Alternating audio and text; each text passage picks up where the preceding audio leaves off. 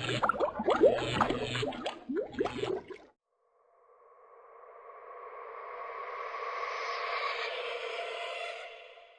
guys, Freaky Finance here. Starting to get busy again with earnings season starting up. Today we're going to look at an airline, Spirit Airlines, which is different for me. I've never invested in an airline before, ever. So this is going to be fun to go through. There's a little bit of jargon, but not too much. And it's a fairly simple business model. So anyway, Spirit Airlines is a very cheap airline. The value proposition is lowest price possible, right? They're competing on price itself, which is an interesting proposition. You can see this here. They're just Detroit to Las Vegas, Florida to Atlanta. So very domestic US travel based. I'll show the routes in a second. Some jargon here. Cost per available seat mile. It's really just taking on your operating costs and dividing it by the available seat miles. Where available seat miles is just calculated by multiplying the number of miles plane is flying by the number of seats available in that flight. And this just helps you gather scale. And then TRASM is just total revenue per available seat mile. So a little bit different metrics than we've done before, but it's really just trying to get the optimal leverage of the company. That's the quick ways to calculate them and compare the airlines to each other. Right in their business model, you can see their success is driven by a low-cost structure, and that has historically permitted us to offer low fares. Now, they get the low-cost structure by doing certain things and deciding not to do other things, right? So this is really like a no-frills airline. Really, you're just trying to get as much people as you can in a plane and just go in fairly short routes. That's really the gist of it. That's how you get costs down, right? And that's why you can charge very low fees. The strengths are interesting, right? So they do have the low cost, and the low cost comes from the high aircraft utilization. Like I said, they have pretty dense. And they do have a single operating fleet type of Airbus A320 family. And we'll go through the aircrafts in a bit because that's important. And it is one of the youngest. And because it's younger, it's more fuel efficient relative to the other competing airlines, especially the larger ones. It's very lean.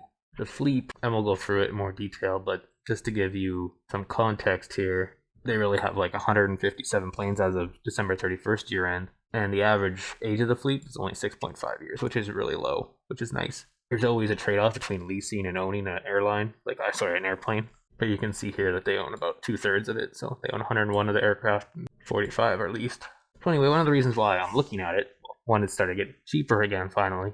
And two is the recent Delta earnings this week. So I kind of sniped certain calls like during the week, like Pepsi and Conagra and Delta and JP Morgan for ones that I listened to. And anyway, this one was interesting for Delta because they said really this line. So domestic leisure demand and yields are above June quarter 2019 levels. Full stop, right? So that was my first inkling. I was like, okay, well, that means Spirit's going to do good. And they do say there's clear signs of international demand recovery, but that's not the play with Spirit, right? So Spirit is very much domestic. I'll go through the routes in a second, but I want to get through some operating statistics first to help us visualize things.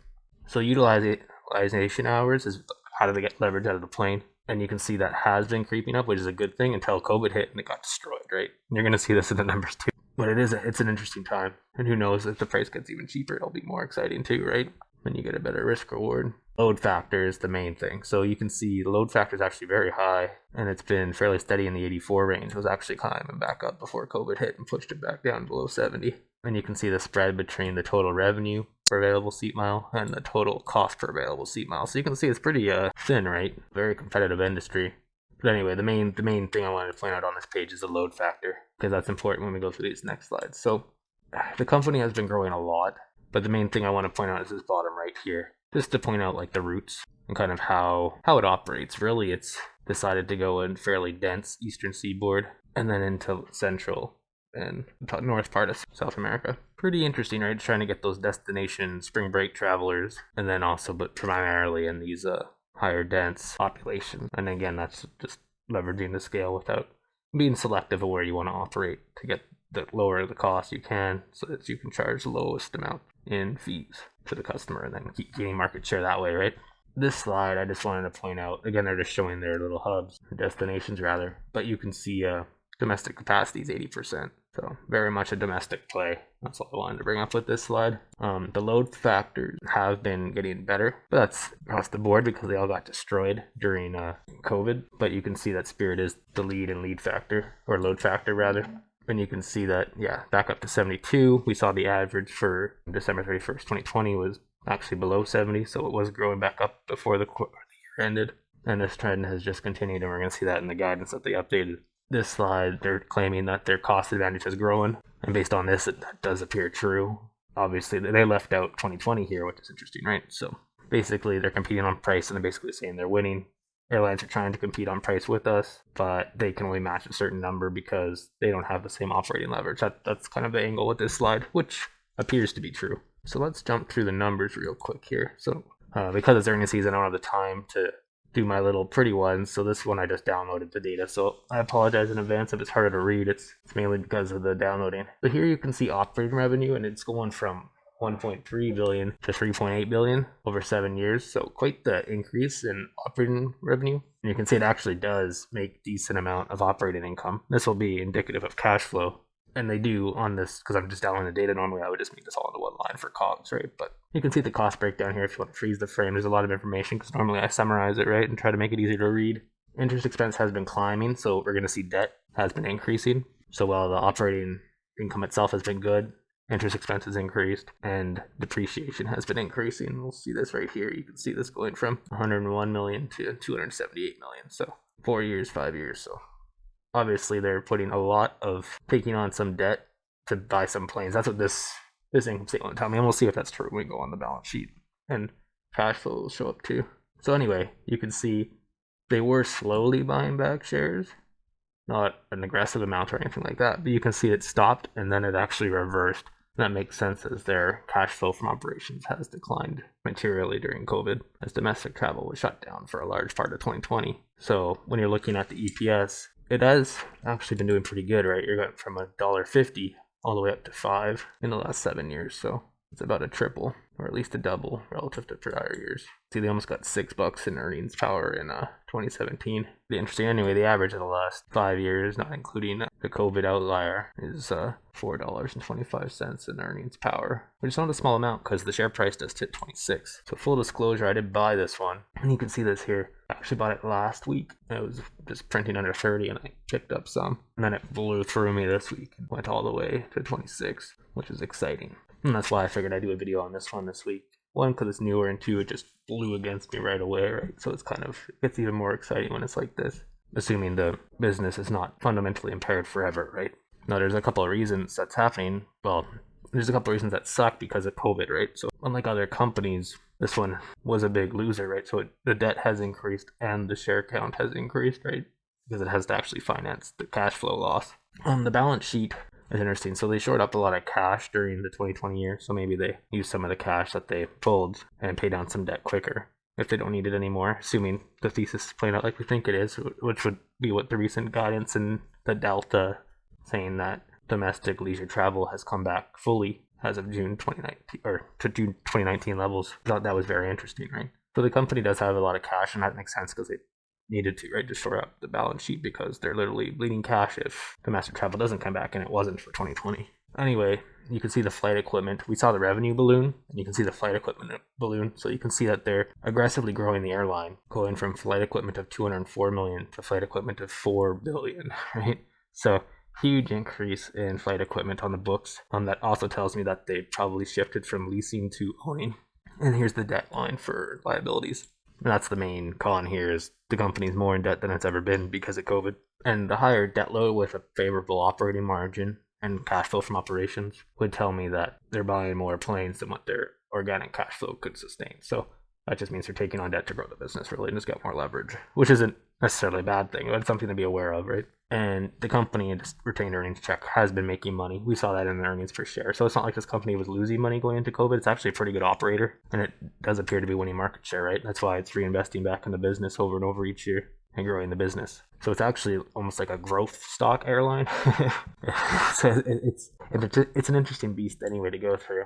Cash flow from operations, if we just average the last 4 years, you're 488, so just call it 500 million in cash flow from operations. It isn't bad, and that was kind of close to what we saw in the operating margin. But anyway, here's the issuance of long-term debt. So you can see right here the purchase of property and equipment in purple. You can see that these numbers alone are generally, not always, but generally higher than what the CFO is. Their purchase of new planes is generally higher in cash than their current cash flow from operations. So that means that they're financing it with debt.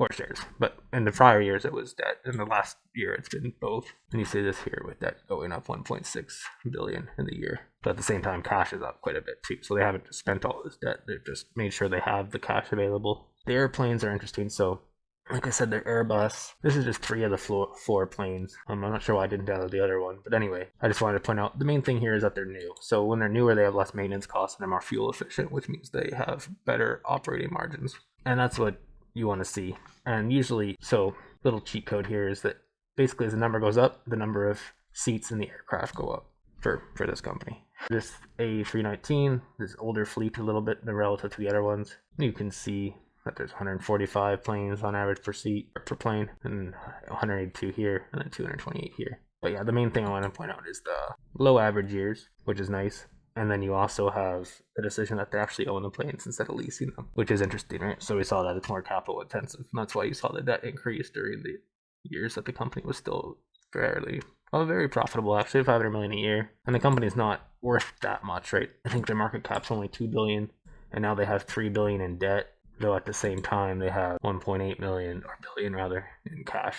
So it's not too expensive on that 500 million operating leverage, but it's kind of, the market's not sure if it can get back to where it was. I think that's what this would tell me, especially with the latest pullback. Though again, because of how vicious the latest pullback has been for this stock specifically, it could also be indicative of just fear, right? But anyway, that's conjecture. I thought this was just interesting. This is just a percent of the workforce that is pilots versus the others, right? And I thought this was interesting that the number of employees for pilots actually increased during the COVID year, but everything else decreased. Well, most things decreased. It's kind of interesting, right? So yeah, they've been growing a lot. You can see that in the employee numbers, but this year where the COVID kind of screwed them over, they actually increased their hiring on pilots, which was unique. So the amount of pilots actually went up to 29%, which could suggest even leaner flight crews, right? That's what that would tell me. It's more pilots and less support staff, right? That's just a simple check. And I think that makes sense. I just thought it was interesting that they're planning ahead. They didn't let COVID stop them from hiring pilots. So the cost per available seat mile, it's pretty interesting, right? They have been doing pretty good. And then you have this kind of outlier COVID year where you see salaries and wages shoot up a lot, but then you have the special charges and credits down here. And I didn't go through this on the income statement, but you could see that there as well, that there's a big counter credit charge. And one of the things, like when we went through a lot of these companies that we've bought, you saw a shift, right? You saw a reaction from management, like lower the employees, lower the SGA. It's kind of been the game plan, right? Lower the expenses during the COVID year. And with the airline, it's kind of a weird dichotomy because their salaries just continued to increase. So there was technically no reaction. They'll be like, well, operating expenses did go down, but you can see that a lot of it's just from the aircraft fuel because there were less traffic, right? They're operating less of their planes. So they didn't actually cut back their salaries, wages, or benefits at all, which is different from other industries that we've seen when there has been a response to a decline in fundamentals from revenue side, right? And you can see here the contra special charges credits 302 million. I wanted to bring that up because it's a unique thing to airlines, right? They're getting special credits from the government. That's keeping them from not letting go of employees as aggressively as we've seen in other industries. Kind of interesting and unique for them. So if in your back of your head, it could be like, okay, the airline, like the risk of bankruptcy, you could say is partly burdened by American society there, but that's a dicey thing to say, right? You never really know. But it's something unique to the industry, so we should be aware of it. So the fleet plan, really they're just growing the one type that they didn't pull, and you can see that's where their growth is going over the next few years. So they had 157 at year end, they're going to 173 at 2021 year end, and they're going to 194 at the end of 2022. And you can see all the growth is in the A320 NEO class, which wasn't on that sheet that I showed. But the available seat miles has been, look at that, and starting to scale. And that gets me excited because that should increase the operating margins of the company over time. It should. We'll have to see if that's true. So this is their original, when they did their first quarter, Q1 2021. Pretty interesting, right? You had negative EBITDA still, but they did say on that quarter that they said they expect to achieve positive adjusted margin for the full year of 2021 right here. And then the call, they said the first quarter started slowly, but as demand dramatically improved during the last few weeks of March, they're very pleased with domestic, and that's important for these guys, right? And then if they mentioned Florida, but again, that's typically spring break, right? The end of March, and you should travel. But it does tell you that demand is starting to pick up. And then here you can see load factor. They mentioned the first quarter was back above 70, right? But they were sitting at 84 before COVID. But here they said they're back at the end of March. They said they're back up above 80, with some days flirting with 90%, which is pretty crazy, right? obviously there has been a return on the domestic side. That's what this would tell me, which is what is required for this investment thesis to work. This question was interesting in the Q&A. She's kind of like, no, you don't really have that much in normal business travel, right? So basically leisure's bounced back quicker than business travel has, right? And that makes sense. But the business travel is starting to pick up. But Spirit is really a play on domestic leisure, and that's what's been doing good. So that's why I'm interested in this specific airline at this specific time, right? And that's basically all his questions asking. I think this basically says, but generally speaking, we're not in that corporate world. But he does say that there's some pickup in Q1 when there's more convention traffic. Really, it's not really a play on business travel. It's strictly domestic, American domestic leisure. And we saw that in the routes that they take, right? Or that they offer. About a month ago, they raised their guidance. They said, based on the improvement in operating yields, we now expect EBITDA margin, excluding special items, for Q2 2022 to be modestly positive. So that tells you their operating margin is back to being positive, which is pretty bullish, right? Because they did just put up a pretty negative year. And they said their total operating expenses are tracking towards the better end of the company's initial guidance as well. And they said their load factor for the second quarter will be about 84%. So that's really nice, right? Because that's in line with second quarter 2019 levels. So this would suggest, it kind of tells me that, hey, the company looks like it recovered, at least in Q2 2021. And the recent pullback is kind of, does the market believe it? Has the balance sheet been impacted enough that the company's profitability is in question? I don't know. It looks pretty good, right? Because the company was able to torque out more than $4 in earnings power, and now it's less than $26 or around $26, right? Even if we call it $28 at 7 times earnings, assuming it can just get back to where it was. The company was on the right track going into COVID. So companies, obviously revenue is growing. We saw that mainly because the airplanes that they're buying, the number of airplanes are just growing a lot, right? And you can see this going from 1.1 billion to 2.8 billion in gross profit. So pretty material increase and high grower, right? We've already talked about the share count was decreasing and then it reversed course and increased. You can see the EPS is pretty nice, right? You get $6 some years, $5 other years, right? So fairly volatile, but I mean, when the company's the stock is trading at 26 times or $26, right? And you're able to churn out $5, you're getting pretty cheap, right? 5 times earnings kind of thing. Pretty interesting. And it has the least amount of exposure to oil prices because it's domestic, right? So it doesn't have to travel as far. Though there is obviously still that correlation. If oil prices rise, their fuel costs increase, but it's less of a burden for this airline than the others, or for many others, I should say.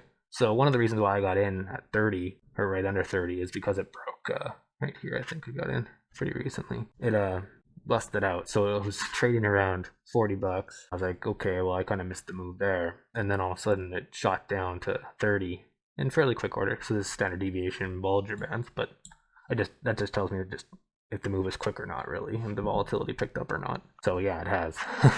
So this is kind of interesting, right? I might add again, specifically if it gets in the 20 range, which would be nice, right? Especially if it's quick, like a fear like this. That's what I like to see, because it doesn't happen very often where it gets outside the Bollinger Band. Again, it's an airline, so it's a little bit riskier, right? And then you have the government also influencing the behavior of the airline and the whole industry in general, which is always dicey. But you can see that it's starting to look interesting.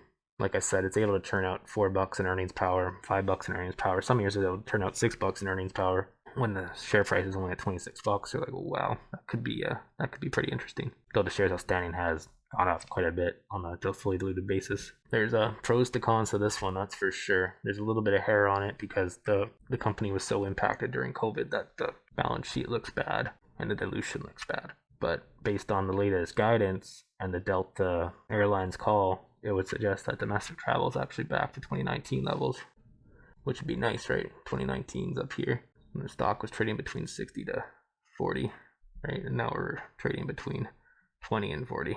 So entry obviously wasn't perfect.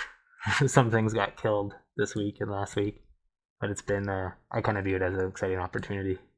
Usually I don't like when I see a lot of people have emotional reaction to like losing 11% in 10 days, but when it moves that quickly, it gets me excited, right? Because that's usually a fear response, but at the same time the information's getting better.